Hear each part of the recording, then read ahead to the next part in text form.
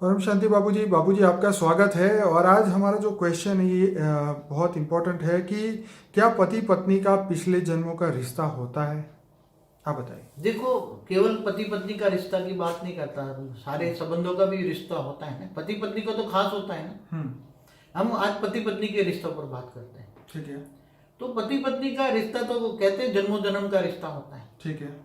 तो पति पत्नी का जन्मों जन्म का रिश्ता होता है, मगर गड़बड़ हो रही है तो कहीं ना कहीं उसमें जब पहले पहले परम पुरुष बने थे, जब ब्रह्मा ने सप्तर्षियां बनाई थी, 7 परम पुरुष बनाए थे, उसमें से पहले परम पुरुष का सर्जन हुआ था।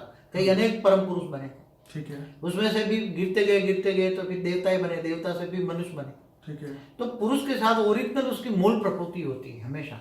जैसे शिव की प्रकृति शक्ति है, मूल प्रकृति, तो हर कोई पुरुष की मूल शक्ति होती है। मगर कई पुरुषों के जब सूक्ष्म वतन में होते हैं तो कई कारणों के कोई काम कराने के लिए कई पुरुष अनेक शक्तियां का प्रयोग करके करती है, तो एक पुरुष की अनेक शक्तियां धरती पर आ जाती हैं काम कराने के लिए। फिर अनेक काल, अरबों खरबों सालों के साल वो शक्तियां कहाँ कनेक्ट हो गई।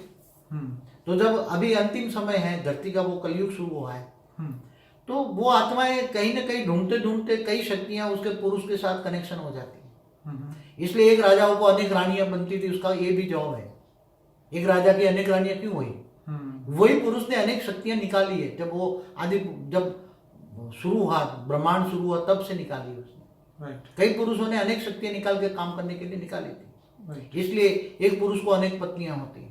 मगर क्या वो जन्म मरण के चक्र में आते आते आते आते आते आते कई अलग कनेक्शन हो गए, कई कनेक्शन हो गए, बहुत कनेक्शन हो गए।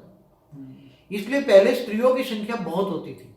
इसलिए पहले हिंदू धर्म में तो लड़की पैदा होते ही वो दूध पीती कर देते थे उसको, और आजकल गर्भ में भी मार देते हैं लड़कियों को, क्योंकि लड़कियों की संख्या पहले बहुत थी। इसका कारण यह है कि पुरुष ने अनेक शक्तियां पैदा की, तो वो अनेक शक्तियां जो स्त्रियां बन गई वो अंत में तो धरती पर आएगी ना। पहले सूक्ष्म में थी, अभी स्थूल में आएगी ना। ये तो वो सूक्ष्म वतन में थी, तो वो धरती पर आएगी, तो उसको ढूंढते ढूंढते जिसमें से सर्जन हुआ है उसको ढूंढेंगे ना। अब एक पुरुष ने अनेक शक्तियां निकाली है ऊपर सूक्ष्म वतन में, पहले बहुत अरबों खरबों साल पहले, तो ढूंढते ढूंढते वो मनुष्य धरती पर आ गया। तो वो मनुष्य के साथ तो अनेक शक्तियां धरती पर आई, तो उसको ढूंढेंगे ना, कनेक्शन में आएंगे ना। तो अनेक जन्मों साकार मनुष्य लोक में, मनुष्य सृष्टि पे आए तो संबंध बिगड़े। कोई आज एक जन्म ये जुड़ी, दूसरे जन्म वो जुड़ी, कई कनेक्शन में आई। संकल्पों में भी एक दूसरे से आपस में संकल्प टकराते हैं, तो संकल्पों में भी प्यार हो जाता है।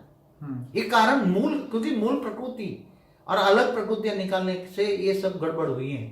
इसलिए पुरुष प्रकृति में आज संबंध बिगड़ते जा रहे हैं। संबंधों का, पुरुष प्रकृति का मतलब पति पत्नी का संबंध आज खराब होने का कारण ये है क्योंकि उसकी मूल प्रकृति उसके साथ नहीं है। उसकी दूसरी तीसरी अलग अलग प्रकृति जो उसने पैदा की खरबों साल पहले, उसका भोग आज भोग रहा है, दुख इसको मिल रहा है। मेरी बात ये समझ में नहीं आएगी? नहीं समझ रहे, बहुत गहरी बातें हैं, ये बहुत गहरी बातें हैं सर। ये बात आने वाले समय में कुछ मतलब जब स्पिरिचुअल प्रोस्पेक्टिव से अगर सोचे तो ये बात धीरे धीरे समझ में आती है। क्योंकि आप देखिए इस्लाम धर्म के अंदर भी ज्यादा शादियों का 4 शादी कम से कम, मगर काजीबाजी तो कितनी करते हैं। नहीं वो बात अलग है, लेकिन हमारे हिंदुइज्म में भी जैसे दशरथ राजा को भी 4 रानियां थी, 3 रानियां थी, 3 थी। तो ऐसी तरह मतलब राजा जनक को 10,000 रानियां थी, राजा जनक को 10,000 रानियां थी। अब कई शास्त्रों में ये भी बताया है कि जो उस एरिया में था उसको जनक बताया जाता था।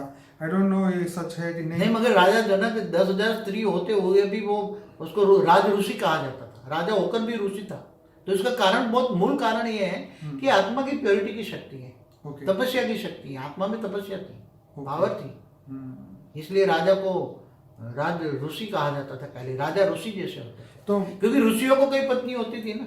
कई ऋषि मैंने सुनी अनेकों, कोई किसी को 13 पत्नियां, क्यों चंद्र देव माना जाता है ना। चंद्र को 27 पत्नियां नहीं थी, उसमें एक रोहिणी को भी प्यार करता था ना। और दक्ष प्रजापति की पुत्रियां थी ना 27। सही बात। तो दक्ष प्रजापति ने उसको श्राप दिया था ना, तो 27 पत्नियां थी ना। राइट।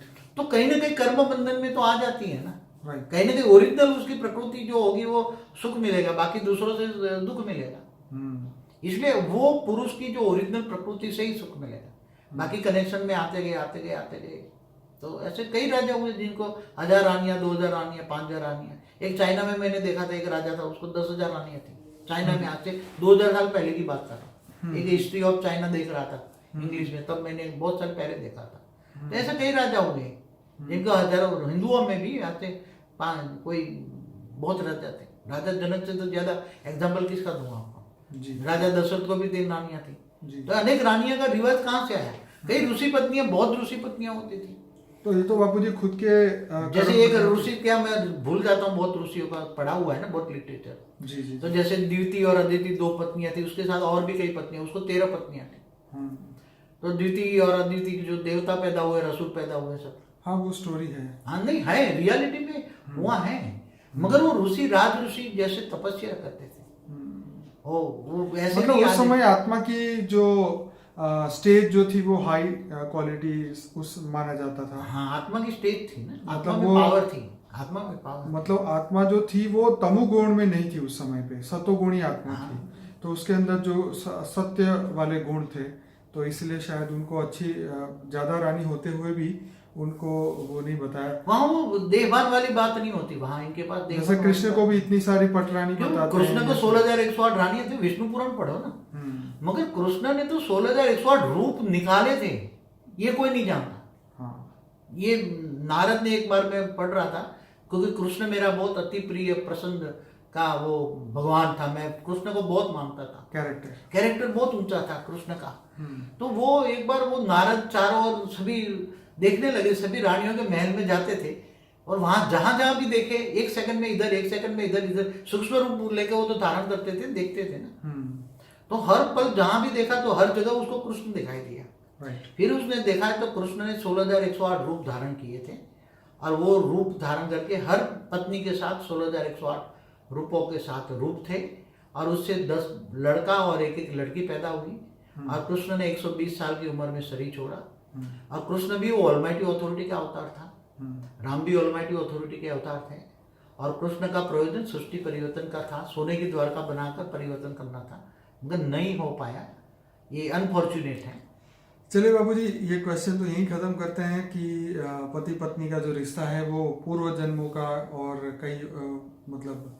अच्छा बाबूजी, वो जो 7 जन्म वाली बात थी ये भी बता दे कि हाँ, हमारे हिंदू धर्म में जो है ना, जब शादी कराते हैं ना, तो 7 गठबंधन करते हैं ना वो जो, तो बोलते हैं कि तुम 7 जन्म तक जोड़ी बना सलामत रहे। ऐसा एक दूसरे को ब्राह्मण होता है वो आशीर्वाद देते हैं। और जो उसको जो पांव छूने जाते हैं, जो शादी जो हुई वर वधू दोनों, तो पहले आशीर्वाद देते, 7 जन्म तक साथ रहो, 7 जन्म के साथी बनो, 7 जन्म के साथी रहो, ऐसा वो आशीर्वाद देते थे पहले।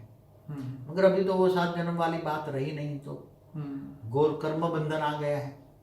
कहीं ना कहीं अगले जन्मों में जो कर्म बंधन आए तो दूसरे जन्मों में कर्म बंधन आते ही हैं। इसलिए विकर्म विनाश करके आत्मस्वरूप बनो, आत्मस्वरूप बनकर परमात्मा को याद करो, ऑलमाइटी अथॉरिटी से कनेक्शन जोड़ो, पावर हाउस से कनेक्शन जोड़ो।